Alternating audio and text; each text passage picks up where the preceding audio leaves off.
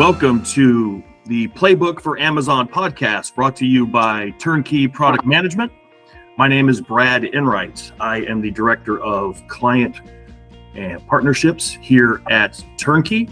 Thank you for tuning in to our podcast today. Excited about today's guest. We're going to be talking PR and Amazon with Jackson Whiteman, one of my favorite people. Jackson is the founder and the director of Proper Propaganda, PR agency based in Montreal, Quebec. And he is also the author of a new book titled The Tech PR Playbook, How to Make Media Love You, Influence People, and Explode Awareness About Your Innovation Company. It has just hit the market today, and we'll be talking about that book in just a little bit. Jackson, good to see you. How are you, man?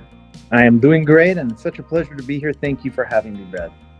No, it's our pleasure to have you. We've known each other for a long time, and we've always talked about doing something like this, so I'm glad we could finally do it. Again, thanks for joining us. Congratulations on the book. Looking forward to talking about it a little bit later on here. You sent me an advanced copy of it. I read a few chapters of it the other night, and it was great. Really enjoyed it. So thank you very much. Else will as well. Congratulations. I know writing a book is not an easy thing to do. So it was an adventure, but thank you very much. Well, again, the topic for today is PR and Amazon. And again, there's nobody better to talk about that than with you. I know you've done a lot of work with some Amazon sellers here, so let's get right to it here. First question is, when you're meeting with a client and you've got a partnership with someone, how do you determine the audiences that you're going to try to reach out to for a PR campaign? When I say audiences, I'm talking about because it's PR, not advertising. How do you decide on publications, journalists, any particular categories that you might want to reach out to? How do you do that for the clients that you're partnering with? Sure. I think there's a couple of ways. Most clients, first of all, come with some preconceived notions about who their buyers are, their buyer archetypes are. That may be because they've sold other SKUs on Amazon, that may be that they've had other experiences with e-commerce. So many people come with preconceived notions about buyer archetypes, and those are candidly very helpful. I think one of the other things we do, and one of the other things that any competent PR function would do, is look at competitor products and competitor narratives. And so if you make say a headphone, for example, there are people who write about headphones. There are people at The Verge or TechCrunch or whatever who would have written about your competitors, whatever those competitors are, whoever those competitors are. And so that's a very good place to start in terms of media targeting. Beyond that, I mean, the fact is journalists move around a fair bit. People's beats change. So just because somebody covers headphones today doesn't mean they're going to be covering headphones in 6 months. So you want to make sure you're kind of doing your homework, looking at recent coverage, making sure that the guy who covered headphones isn't now covering e-bikes or something like that. And then I think one of the things we try and do, and I think a smart PR function will try and do this, is look at people's personal preferences. And so journalists tend to be people, they tend to be active on Twitter, they tend to share things on social media. It could be that, you know, somebody's beat is e-bikes, but she often tweets about headphones and how she's had problems with her headphones, or perhaps her earbuds are falling out or whatever. So sometimes we want to look at that as well, look at not only what people's beats are, not only what their coverage are, but what have they kind of shared publicly about their own lives, because sometimes that can be kind of a cool way in. And it may be that journalist who is kind of complaining about her headphones, even though she writes about e-bikes, you can kind of go and sort of reach out to her in kind of a cool, interesting way and be very helpful, which tends to work well for journalists. So I think our three buckets are kind of competitor coverage, past coverage, checking current coverage, and then checking what people are sharing personally on their social profiles. That's great. That's great. That leads to my next question, what you and I talked about briefly before we started recording here. What types of products, you know, Amazon is the shopping mall of the world.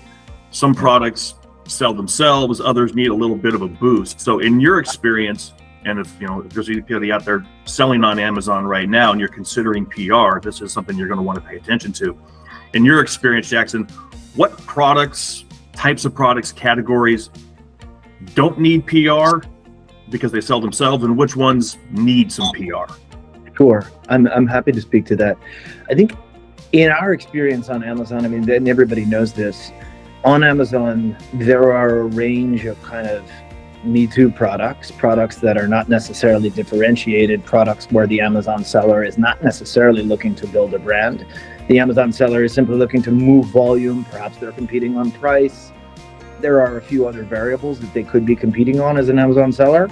But I think any Me Too product, any product that doesn't need a brand built because perhaps it's a commodity, perhaps because of the way it's kind of competing, as I was alluding to, that kind of product does not require PR. And it certainly doesn't require PR to sell on Amazon. There are myriad, and you would know them, your listeners would know them. There are a myriad of products that we go to Amazon because, as you say, it is the world shopping mall. And we just go and we're seeking something. So, you know, we need some screws. We need perhaps it's a charger for one of our devices or something. And we're not buying on brand. We're buying based on kind of, does it work? We look at the Amazon reviews. Is the price right for me? Okay, if those things line up, I'll buy it. There are other products, I think, that are more differentiated, where brand matters a lot.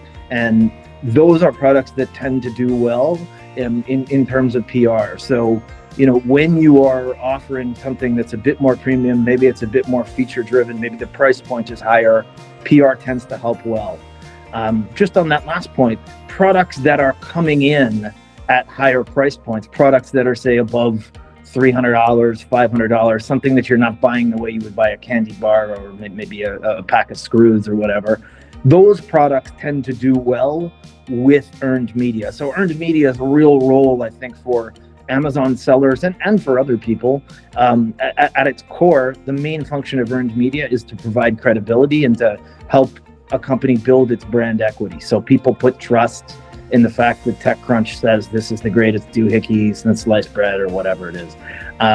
Those are products that the investment in PR tends to work out well. We always try to dissuade people who are making Me Too's, and those are definitely some sellers on Amazon, a good chunk even, I would say, to avoid spending on PR. They do better spending on ads, they do better, you know, spending in other places. When you have to compete because you have a higher price point or because you're in a category where brand matters immensely, then it's worth spending on PR.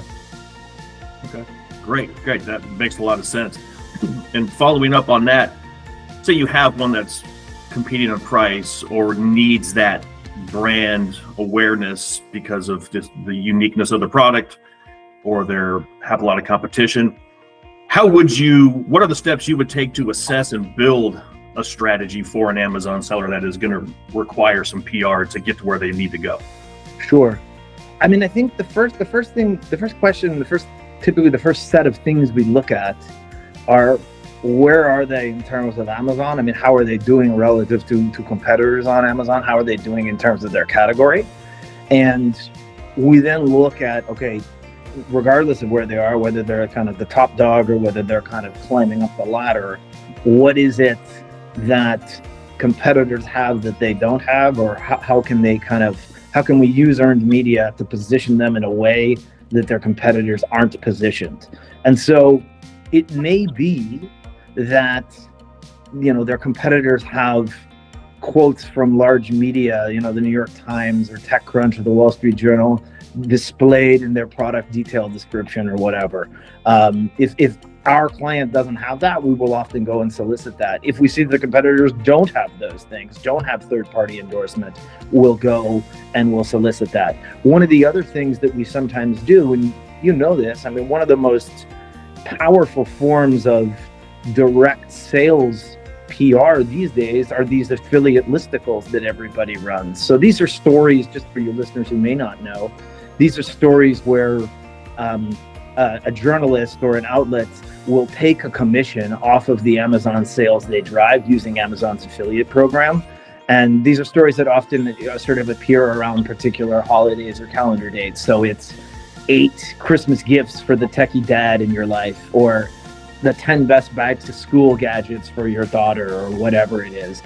The article is kind of a list form. It typically lists out products and the media outlets are taking a commission on all the sales they drive, as I said. So those kinds of articles, if we see that a client hasn't tested that, if we could see that a client hasn't kind of built that into any earned media strategy, we tend to include those because those tend to work really well for Amazon sales. So I think first point is kind of looking at competitors, looking at where a client is, where they are in terms of their Amazon presence, if they have one or if they don't have one at all, just looking at competitors.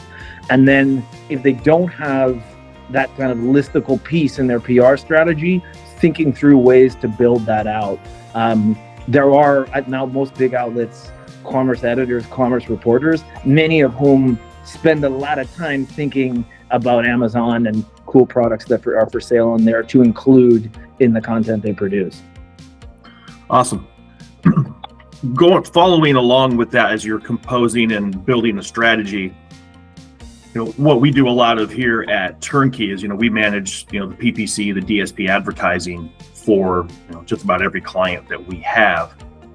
How can proper propaganda and a PR campaign integrate or collaborate with an ad campaign so we can maximize the visibility and not, step on each other's toes? Yeah, I mean, there's a couple of different ways that we've seen work very well for sellers on Amazon in particular, but also for other e-commerce.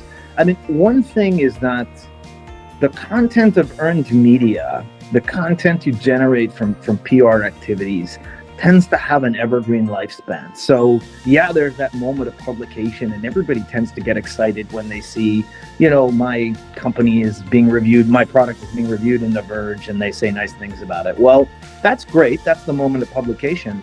But that quote from The Verge that's saying, this is the best power bank we tested this year, that quote is very useful in ads. And those ad sets may convert very well to specific audiences that whoever's doing the paid media, TurnKey, those ads may convert very well. So I think some of the output of PR transfers very well to actual ad content. The other thing we've seen work well for some Amazon sellers is that, there are services beyond kind of classic PPC, services like an Outbrain or a Taboola that are essentially paid syndication services. So, these are services where an article in The Verge that says you're the greatest thing since sliced bread ends up appearing on other websites. So again, it's another function, I think, for sellers on Amazon to kind of give their earned media life beyond immediate publication. And it's another way that the paid and the earned channels can kind of mesh together in a nice and often juicy way in terms of sales. Yeah, no, that makes, as you were saying that, it made a lot of sense to me because I remember, we take a lot of, we create what we call here an infographic where we take a photo of the product and we have, a line of copy here and it's pointing to a specific component of the particular product. Or you could take that quote from The Verge or from TechCrunch and use that in an infographic. So yeah, it almost generates, you said, just the content generation, just that single element from PR is a great way to integrate and collaborate, and then everything else that it brings along, that evergreen, that quote can be used for as long as the client or the product creator wants to use it. And in channels that are even beyond, earned, paid, or influencer or other things, right? I mean, there's I know this is, we're talking about Amazon sellers here today, but those quotes can be used in investor decks. Those quotes can be used when you apply for a grant. I was just going to bring that up. That can be used. Uses for this stuff because it does live on for the sort of history of your business. And I know that we're in an immediate world, and I know that selling on Amazon, particularly when you're thinking of the context of launches, people care about metrics now. I get it. There's a certain time sensitivity to that when you launch and wanting to get reviews and all those things that kind of bring the good juju from Amazon. But I think with earned media, there's a very long lifespan, and that's one of the sometimes underestimated things about the channel. Pivoting a little bit here, most of the time you hear the term PR machine or you hear the term PR used, and it tends to be associated with something negative. Something went bad. There was a bad product.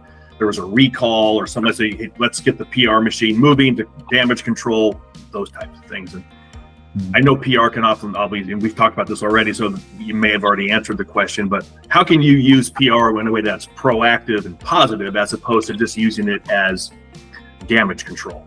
Yeah, well, I think, and again, I have a hammer and sometimes everything looks like a nail for me, so I'm a little biased here, but one of the great powers of PR, and of earned media specifically, is that it builds brand equity. It's just so extremely trusted. I mean, Nielsen does a survey. Nielsen, the guys who did the TV ratings, people might know that. Nielsen does a survey called Trust in Advertising, and they do it every year, and they've been doing it for a hell of a long time. And every year, earned media ranks kind of just below recommendations from friends as a trusted source. So it ranks well above banner ads or a range of other things that people might do in kind of the paid channel.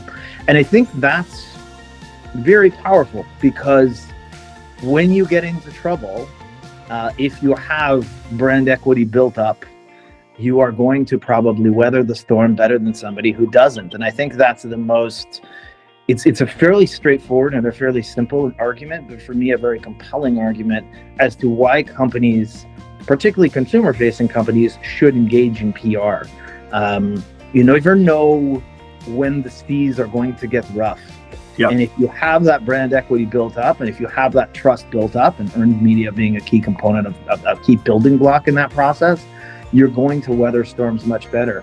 I think the other thing in terms of, how to use PR proactively, it can serve a range of business functions that are sometimes a bit less obvious. I mean, I don't think that somebody's going to necessarily want to come hire you because they heard about your big Series B round or whatever, but it does convey or want to come work for you because you have you raised a large Series B round from great venture capitalists. But those types of things do convey that you're serious and that you are a real company. And I think it can have an effect on realms that are far from PR in some ways. Okay. No, that makes total sense. Credibility. Yeah, I mean, it helps across the whole spectrum from hiring to fundraising, manufacturing, production, all those different things. So, that makes a lot of sense. So it can be well worth the investment. When you do bring on a new client, what is your process? And this is something that we have to do. Anyone that works in a service industry or a service capacity has to do when it comes to setting expectations. Right. PR is one of those things. Sometimes, one or two things work and it's to the moon. Other times it just kind of falls flat. That's why we talked about at the very beginning, that research up front. Hey, who are we going to contact? Does this journalist like these types of products? You put yourself, set yourself up for success, but not, it doesn't always work. So how do you set expectations for your clients? Yeah, it's a great question. The first thing we always say is that we are earning the media, not buying it. So TurnKey can tell you when your ad is going to appear, who it's going to target, what it's going to say, a bunch of stuff. You guys can guarantee that. Yep. We cannot guarantee that somebody's mother is going to see them on the front page of the New York Times with a nice smiling picture and their product in their hand. As much as we would like to be able to do that, we cannot do that since we are earning the media. So that's the first thing, is I try to remind people about the fact that we're earning. So there's an element where the locus of control is not with us. I cannot walk into TechCrunch, put a gun to the editor's head and say, publish on my power bank because they're launching on Amazon today. That might lead to some PR troubles, actually. But, there's that element. I think the second element that we're careful to point out, particularly for sellers on Amazon, is, and second expectation I like to try and set, particularly for Amazon clients, is we might need to try a few different story angles and a few different media categories to kind of get some traction going. So I had this with a running accessory, a brand that we were working with that was selling on Amazon. And naturally, as a running accessory, we went out to running publications and, put them in Runner's World, and that went well. Wasn't doing anything for their Amazon sales, though. Wasn't doing much for their traffic. Mm-hmm. Again, it's good to have Runner's World saying nice things about you. You can put that in your product description, but it wasn't doing a lot in terms of direct traffic. Then we went out because the product sort of had relevance to parents and parents with younger kids. So we went out to some parenting media and boom, tons of direct traffic to the Amazon page, tons of big sales spike, whole bunch of stuff. It wasn't our first play. And maybe that's on us. Maybe it should have been our first play. But I think, we thought, okay, running product, let's go to running publications, start there. Makes sense. Didn't really do a lot, was hum-ho a bit. And then when we went to kind of the secondary thing, it really blew up. So what is my point? My point is that sometimes PR agencies have to kind of iterate on, okay, here's what we're pitching, here's who we're pitching. And that's certainly been our experience with the products we've supported around Amazon. Yeah, I don't think iterations at any level. I mean, I know we have to test certain things when we run ads. So we have to test audiences, we have to test content, you have to test copy. I think that's something that maybe just from a PR perspective, that's not something that people, because it's PR, they don't think that, hey, it might not work this time, so let's try a second option, because PR is kind of an ambiguous thing here, but you still have to break it down and be scientific with it. So, no, that makes a lot of sense. That makes a lot of sense. Yeah, and I think, in the context of Amazon specifically, it's interesting because sometimes weird niche things or things that you think are kind of even farther from the product end up driving traction. We've seen that with a number of brands. We worked with one of the biggest providers of exercise equipment on Amazon, and it took a little while for us to kind of really get this dialed in. And again, went out to exercise media, but really the story that moved people on Amazon was that this was exercise equipment that you could store anywhere, store easily. It was kind of a space saver. And that's what really drove the traffic from the PR channel, not that it was really good exercise equipment at a cheap price, which it was. Okay. Yeah, it's always, like I said, you just never know what's going to work. That's why you have to just keep trying and testing. And that's where it comes back to expectations, is managing those expectations and making your clients realize, it's may not work from the very beginning, especially if you're first time launching on Amazon. It's going to take some time. That's right. For that traffic to get there and those sales to happen and those reviews to come in and those types of things. So, as long as you can just be patient and control those expectations, you guys are going to be up to it. You're going to be just fine.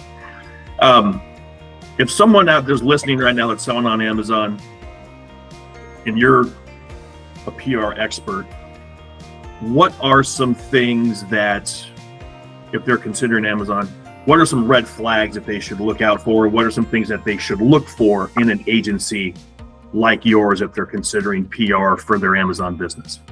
Yeah, I think one of the things that people rightly do is they look, when they're hiring agencies, at past performance. So they look at, did this agency, I have an automotive related product. Does this agency does it have automotive related case studies? And those are fine questions to ask, candidly. And it's, I think, a natural question to ask. It's not the best question to ask, in my opinion, though, because past performance does not always indicate future success. And just because somebody knows a category or maybe doesn't know a category doesn't mean that they can either crush it or fail. We've had situations where some of our biggest successes were with companies in categories that we literally knew nothing about. And I think that the success came from the fact that we ported other experience into a product category and it happened to work well. Had the client been saying, well, you haven't done a keyboard before and I'm a keyboard, I'm not touching you, they wouldn't have had the success from us. So I think you have to look at past performance, but I think you have to be leery of putting too much stock in it. The second thing I would say in terms of hiring agencies is it's a bit like a marriage, an agency-client relationship. And so you have to look at who is involved, what their particular vibe and work style is. I can tell you, we are not working 14 hours a day, hedge fund hours. We are not particularly buttoned down. We are not particularly formal. That works for some people. It does not work for others. And I think there's a kind of a human integrative element that matters. And then, I would say that the two other things that I always call out is, are there adults on the account? Are you going to be sold by someone at your level or my level and then passed on to the team of interns, or will there be an adult in the room? I think that's always a good question to ask. And then the other one is kind of the billing model. So I know I can really only speak for PR here, but I think that generally for any kind of marketing service, maybe outside of creative, you should have a billing model that's not just time for money.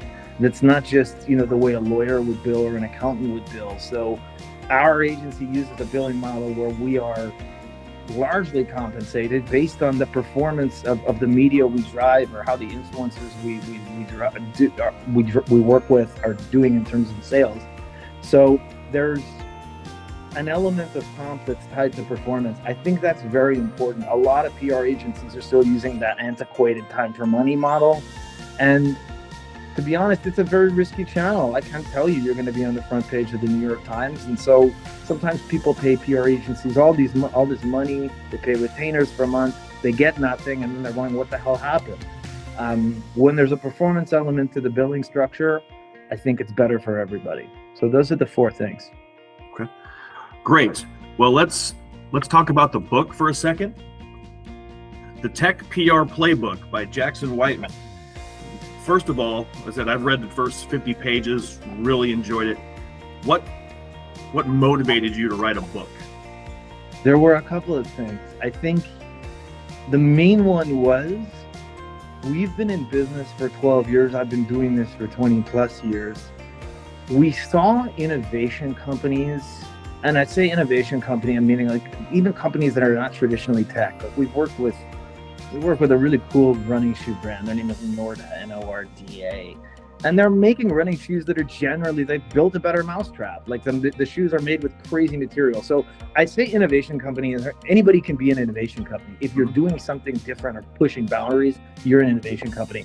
Leaders at these companies tend to misunderstand PR in a set of common ways in our experience. I'm not saying leaders at these companies all misunderstand PR, many do not. But when they do, when there are problems around misunderstandings about the channel, tends to fall into a range of buckets. And I think we wrote the book because we kept seeing the same mistakes from leadership. And PR is expensive.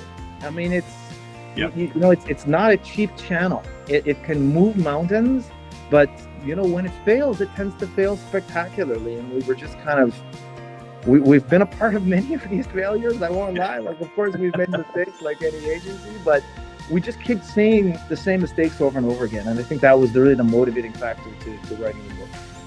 Okay. So who should read this book? Yeah, it's a good question. Our real target, to be very candid, are leaders at innovation companies. And so a leader might be a CEO or a CMO. Maybe they're in the PR channel. Maybe they're thinking about getting in the PR channel, making the investment. But it might also be somebody who's at director level. So sort of that, the equivalent of like the major in the army, a person who's kind of running a day-to-day PR shop, has those responsibilities, has those KPIs to meet. I think that it will work well for that. The book is not really a DIY PR book. Yes, there's, if you wanted to read the book and DIY your own PR program, you probably could. We have put a ton of tools, sort of very practical things that we use every day at the agency into the book. People can download those things for free. That's there. But the book isn't necessarily DIY. It's more for decision makers and leaders. And I think the main purpose is to kind of help them understand what the channel is good for and not good for, and understand the kind of keys to success in the channel, and also the pitfalls to watch out for. Great. Yes, in the 50 or so pages I've read, it's very informative. It's very educational, but also, if anyone that knows Jackson or anybody like that, it's got a nice sense of humor built into it, and it's not a boring read by any stretch. It's very informative, and it's very witty, and it's educational, but it'll entertain. Like any book, it'll entertain you a little bit at the same time. So you're very kind. Definitely a lot of learning that will come out of it, but again, you'll be doing it with a smile on your face. Jackson, where can any of our listeners today, where can they get the book? They can go to Amazon, and hardcover, softcover, Kindle are there right now. And they are priced for sale. All right. Once again, the book, The Tech PR Playbook by Jackson Whiteman, the founder and director of Proper Propaganda.